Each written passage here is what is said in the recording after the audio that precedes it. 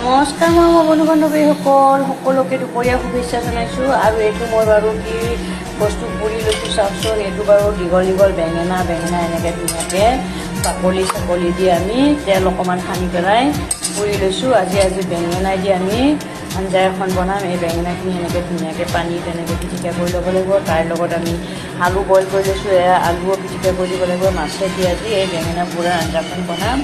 আপোনালোকে বাৰু বেঙেনা পোৰাৰ আঞ্জা খাই পাইছে নাই জনাবচোন। যদি আপোনালোকে এনেকৈ বেঙেনা পোৰাৰ আঞ্জাখন জুতি লোৱা নাই, নিশ্চয় মোৰ এই ভিডিঅ'টো চাই আপোনালোকে এনেধৰণে বনাই খাব, খুব সোৱাদ লাগে। ইয়াতে হোৱাৰ আগে অকণমান আদা থেতেলা দিব লাগে। আৰু জীয়া মাছ যিকোনো মাছেদি আপোনালোকে এই বেঙেনা পোৰাৰ আঞ্জাখন খাবলৈ পাৰিব।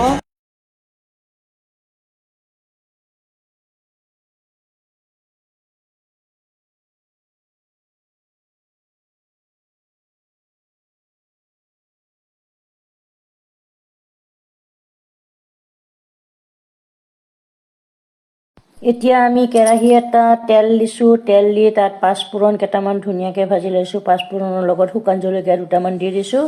দি আমি এইখিনি ধুনীয়াকৈ ৰঙচুৱাকৈ ভাজিব লাগিব। এইখিনি ৰঙচুৱাকৈ ভজা হোৱাৰ পিছতে আমি তাত পিঁয়াজো ভাজিব লাগিব। এতিয়া আমি পিঁয়াজখিনি দি দিলোঁ।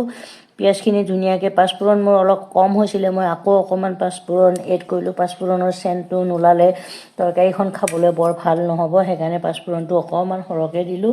যিহেতুকে ক'লা হৈ যাব লাগিব পাঁচফোৰণখিনি ভজাৰ পিছতে তাতে আমি পিঁয়াজ এড কৰিলোঁ। পিঁয়াজখিনিও সম্পূৰ্ণ ৰঙচুৱাকৈ ভাজিব লাগিব। পিঁয়াজখিনি ভাজি নোহোৱালৈকে আমি লৰাই থাকিব। অলপ কম জুইত দিলেও আপোনালোকে অলপ সময় বেছি লাগিব। মই বৰ বেছি এটা জুই দিয়া নাছিলোঁ বেছিকৈ ৰঙা হৈ যাব বুলি।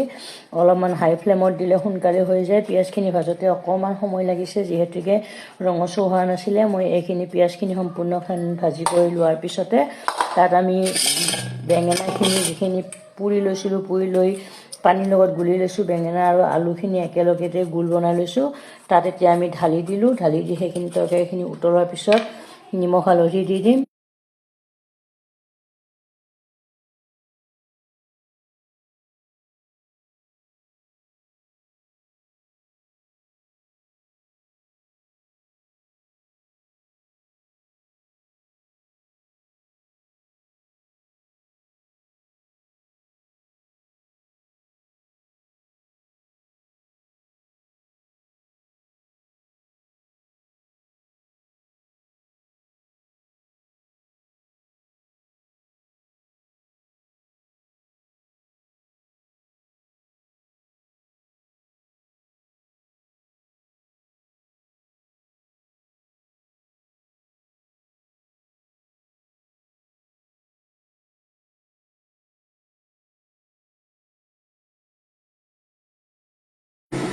এতিয়া আমি তৰকাৰীখন উতলিলে নিমখ আৰু হালধি এড কৰি দিলোঁ।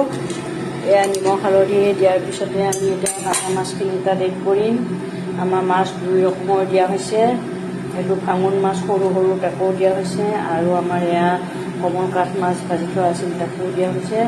আৰু এইখিনি আদা পেষ্টটো আমি দি পেলাই নমাই থৈ দিম। যিহেতুকে এতিয়া মাছখিনি দি অকণমান সময় উতলিব লাগিব। আৰু 2 উতলমান খোৱাৰ পিছত আমি আদা পেষ্টটো দি 1 উতল খুৱাই ৰেচিপিটো নমাই থৈ দিম। আজি বেঙেনা ৰেচিপিটো কেনেকুৱা লাগিলে জনাব।